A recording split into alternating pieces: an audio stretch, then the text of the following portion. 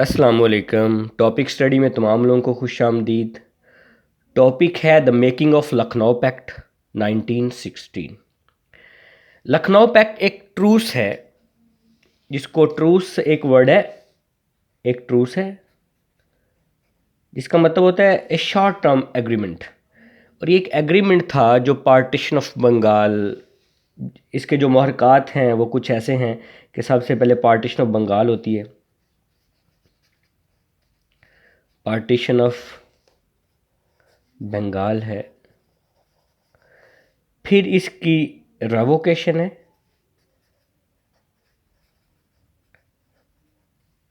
फिर एक और फैक्टर इन्वॉल्व है, वो है जी world war 1।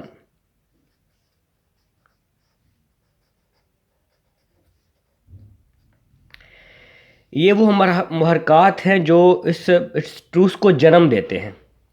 Partition of Bengal क्या करती है? हिंदुओं में एक गुस्से को रोज़ करती है, एजिटेशन है, हर जगह पे एक इंतशार है, एक राइट्स हैं इंडिया में पार्टीशन बंगाल को लेते हुए कि हिंदुओं की सालमियत को एक एक निशाना बनाया गया है बंगाल में पहले। उसके बाद इसकी रेवोकेशन को अनलमेंट भी कह लें, इसको ये अनलमेंट है, annulment of partition of Bengal. Annulment जब होती है तो ये एक मुसलमानों के लिए अलमिया है, तो एक रिफ्ट कायम हो रहा है इनके दरमियान, मुसलमानों और हिंदूज़ और मुस्लिम्स के दरमियान एक रिफ्ट है। ये चीज़ें क्या करेंगे? रिफ्ट डेवलप कर रही है among Hindus, between Hindus and Muslims. तो ये चीज़ें जन्म दे रही हैं एक एक कड़ी को, आने वाली एक चीज़ को। उसके बाद एक तीसरा फैक्टर है वर्ल्ड वॉर 1। वर्ल्ड वॉर 1 क्या करती है? पॉलिटिकल कॉन्शियसनेस को अरोज करती है अमंग दी इंडियंस।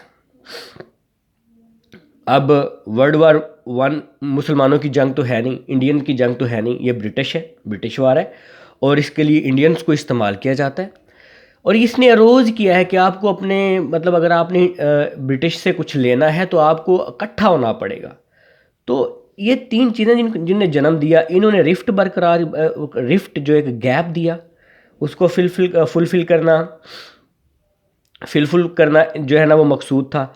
और इसने उस कमी को रोज़ किया कि उनने समझा कि हमारे अंदर एक रिफ्ट है जिसको अगर हम ख़त्म नहीं करेंगे तो हम अपने जो हैं राइट्स को हासिल नहीं कर पा सकते। तो ये तीन महरक़ात हैं जिनने इस मेकिंग ऑफ लखनऊ पैक्ट को, ये उसके मरक़ात इनको जन्म देते हैं। इसके बारे में जो क्वेश्चन पूछे जाते हैं वो हैं जी, ये कब होता है? उसकी डेट ऊपर लिखी हुई है। ये किन की बदौलत होता है? तो ये हैं मिस्टर जिना, उनकी अनटायरिंग वर्ड इस्तेमाल करते हैं हम, अनटायरिंग एफर्ट्स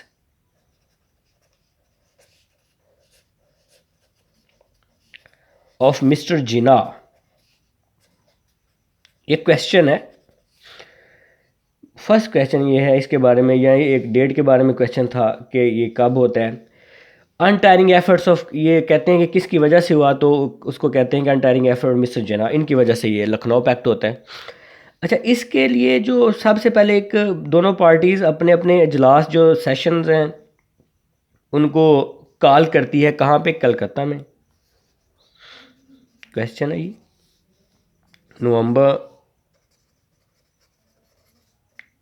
1916 में। और याद रखें ये दिसंबर में होता है, इसके फ़ौरन बाद।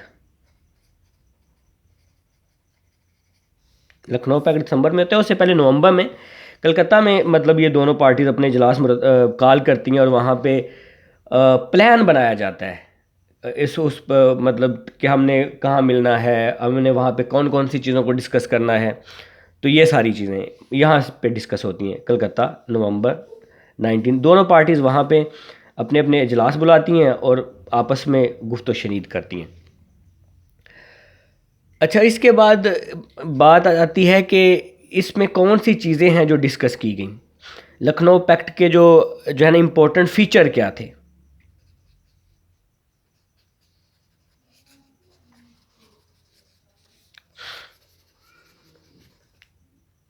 फीचर्स, पहला है जी मुसलमानों के जो राइट है ना 1/3 सेपरेट इलेक्टोरेट फॉर मुस्लिम, उसको एग्रीड कर लिया जाता है। याद रखें जब मंटो मॉर्ले रिफॉर्म होता है तो उसको हिंदूज एक्सेप्ट नहीं करते, ब्रिटिश ज़रूर एक्सेप्ट करते हैं, इंडियन गवर्नमेंट ज़रूर एक्सेप्ट करती है, लेकिन हिंदुओं ने एक्सेप्ट नहीं किया होता। फर्स्ट टाइम हिंदूज एक्सेप्ट करते हैं separate electorate for Muslim. Hindu agreed to separate electorate for Muslims.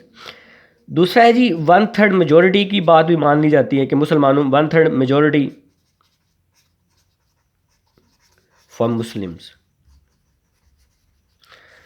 Third,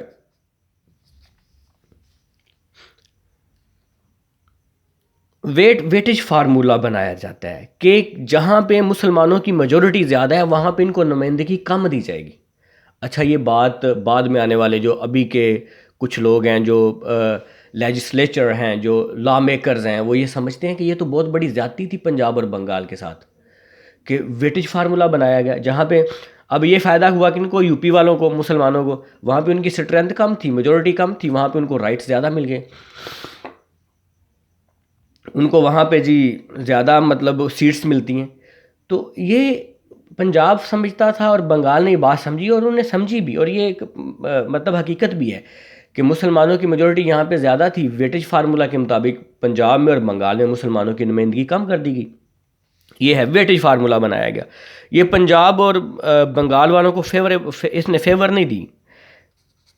ये आप समझ लें कि ये सब हो रहा है, ये यूपी के मुस्लिम्स कर रहे हैं, जो रूलिंग एलीट है इंडियंस, उन्होंने अपने फ़ायदे के लिए, ताकि वहाँ पे उनकी नुमाइंदगी कम है तो वो अपने लिए कुछ करें। अच्छा, ये बातें डिस्कस। लास्ट क्वेश्चन ये है कि इसमें ये थर्ड क्वेश्चन, तीनों क्वेश्चन इंपॉर्टेंट है। फोर्थ है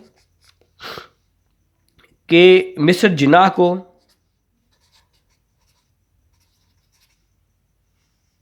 was given the title Hindu Muslim and the title of the ambassador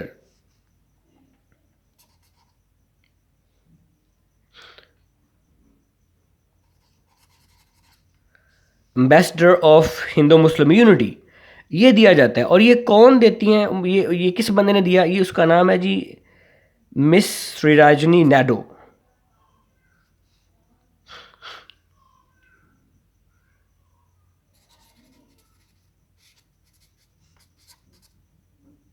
इनको बुलबुले हिंद भी कहते हैं।